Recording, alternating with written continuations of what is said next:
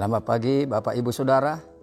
Kita bersyukur hari ini kasih-Nya yang membuat kita ada. Kita akan melihat, mendengar bagaimana kita tinggal di dalam kasih, berarti kita tinggal di dalam Allah. Ini pernyataan yang luar biasa. Jadi bukan sekedar kasih manusia, kasih yang biasa-biasa, tapi ini kasih ilahi, kasih dari atas. Ini adalah hukumnya Tuhan. Ini adalah pernyataan bahwa kita dekat, makin dekat dengan Allah semakin kita mengasihi. Kita bersyukur bahwa Allah itu kasih adanya. Saya baca begini dalam 1 Yohanes pasal 4 ayat 16. Dan kita sudah mengetahui dan sudah percaya akan kasih Allah kepada kita. Maka Allah itu kasih. Dan orang yang tinggal di dalam kasih, tinggal di dalam Allah, dan Allah di dalam Dia.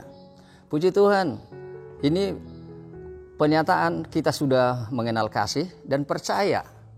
Dan itulah membuat kita, keyakinan kita, untuk kita memiliki kasih yang lebih besar.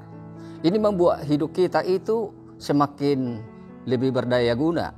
Membuat hidup kita lebih baik daripada dulu. Karena kasih itu tidak pernah sendiri. Kasih itu selalu berbuat. Kasih itu tidak pernah berdiam diri. Dia akan aktif walaupun situasinya tidak mengizinkan atau memungkinkan. Kasih itu bahkan hebatnya lebih kuat dari maut. Api tidak bisa membakarnya. Air yang dalam tidak bisa menenggelamkan, derasnya tidak bisa menghanyutkan. Dan ini pernyataan karena kita sudah mengenal kasih Yesus. Dia adalah kasih itu yang menyatakan bahwa Bapa itu mengasihi orang berdosa. Jadi orang masih berdosa, dia mau rela mati.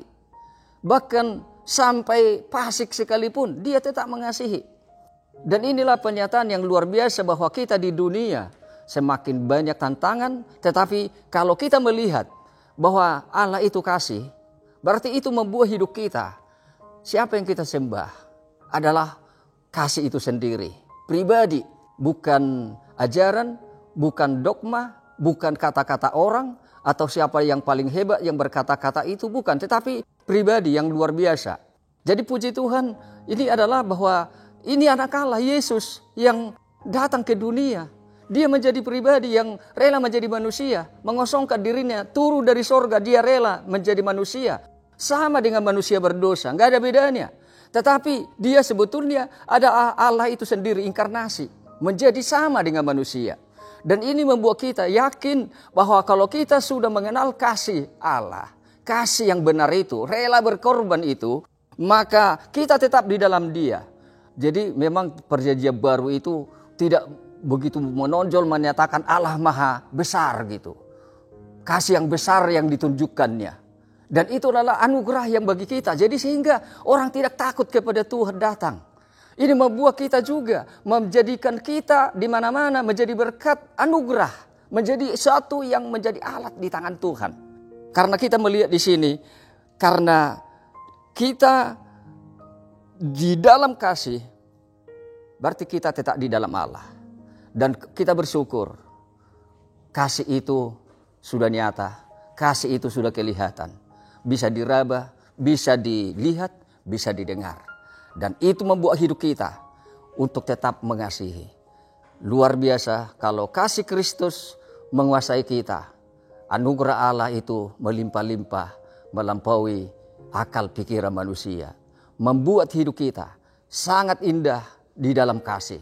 Kasih itu adalah pernyataan yang wujud nyata dari kekal sampai kekal. Dia bersekutu, kasih itu bersekutu sama seperti Bapa. Dia bicara dengan anaknya. Roh Kudus juga dia menyatakan di seluruh dunia keselamatan itu yang dikerjakan oleh Yesus. Jadi puji Tuhan, dia berkata bahwa roh yang ada di dalam kita lebih besar daripada segala roh yang ada di dalam dunia. Karena kita mengasihi, karena kita tidak di dalam Allah. Jadi puji Tuhan, sehingga pagi hari ini apapun situasi kita, yakini bahwa Allah ada di dalam kita dan kita di dalam Allah. Lakukanlah kasih bukan dengan perkataan, bukan dengan hanya perkataan-perkataan atau hanya sebagai suatu ya supaya kita kelihatan orang Kristen, tapi benar-benar perbuatan harus nyata. Juga karena kasih itu di dalam Kristus, dia akan penyataan kuasanya juga. Walaupun tidak mampu kita rasanya sesuatu yang besar menghalangi akan perjalanan iman kita kepada Kristus dalam pekerjaan Tuhan, dalam keluarga kita, dalam pekerja di tengah masyarakat, di tengah bangsa kita negara Indonesia, supaya benar-benar kasih Kristus itu boleh terwujud melalui gereja, melalui hidup kita bersama. Karena di dalam gereja kita dibentuk menjadi pribadi yang saling mengasihi, supaya di luar kita bisa menyatakan kasih itu kepada orang lain yang belum percaya. Jadi puji Tuhan, mari kita akan serahkan hidup kita. Doa saya supaya kita tetap dalam kasih, apalagi kita dalam suatu kebutuhan untuk renovasi atau gereja, hal-hal yang lain, supaya kita lakukan semua dengan kasih. Karena Kristus sudah mengasihi kita lebih daripada semua tantangan yang kita hadapi. Pasti kasih itu akan mengalahkan. Tidak ada yang dapat menentangnya, karena itu hukum yang lebih besar. Yang pertama dan paling utama, dan juga bersama dengan itu mengasihi manusia sesama kita.